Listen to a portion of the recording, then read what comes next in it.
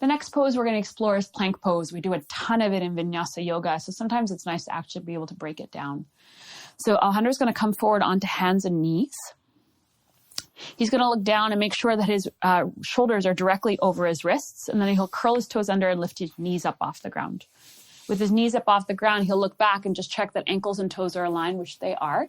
And then for this first part, I'm just going to get Alejandro to actually put his knees down on the ground just so that we can kind of talk about what's happening in the upper spine and he gets to rest. So feel free to also rest while we do this.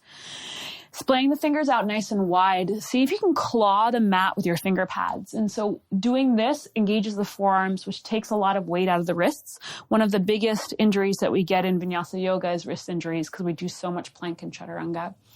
So clawing them out, the finger pads, engaging. And then what I want you to do is imagine that you're pushing the ground away. Yeah. And notice that as soon as he did that, his shoulder blades essentially came down a little bit. They created more space in the back, almost like he was hollowing out the back of his heart.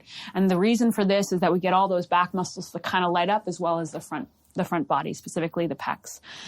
From here, gently lift your pubic bone towards your belly button. Yeah. And notice that as he does that, it starts to lengthen the lower back, because the other thing that can tend to happen in this pose is kind of a sway. We kind of stick our booties out. So we just want to make sure that the lower back is long.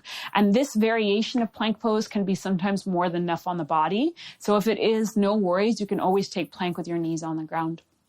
From here, what we'll do is get Alejandro to take his knees up off the ground. Thank you, Alejandro. You're awesome.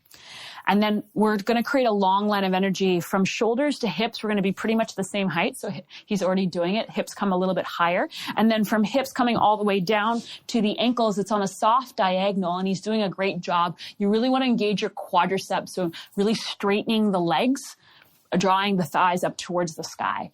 And then the next part is to engage the front body. And how we do this is imagine, Alejandro, that you're dragging your palms back and your big toes forward, and feel how all of a sudden, he just lit up in the front body, which is wonderful. You can always rest at any point in time by putting your knees down on the ground.